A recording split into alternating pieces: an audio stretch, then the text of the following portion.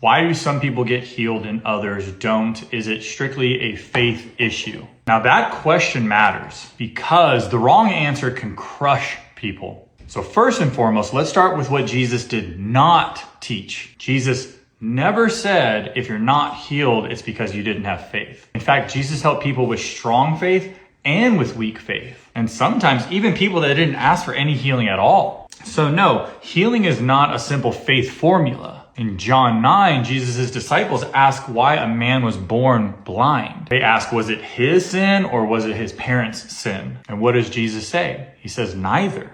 That alone destroys the idea that sickness is automatically equal to spiritual failure. Now, here's what the scripture does show us. God heals sometimes instantly. God heals sometimes gradually. And God heals, but sometimes not in this life. Even the Apostle Paul prayed 3 times for healing, and God said no. Certainly not because Paul lacked faith, but because God was doing something deeper. God told Paul, "My grace is sufficient for you, for my power is made perfect in weakness." Now that's tough to hear, but it's honest. Healing is not the highest goal of the Christian life. Faithfulness is. Jesus never promised that we would avoid suffering. He promised that he would be in it with us. And here is where this gets really personal. We don't follow Jesus because he fixes everything on our timeline. We follow Jesus because he's Lord,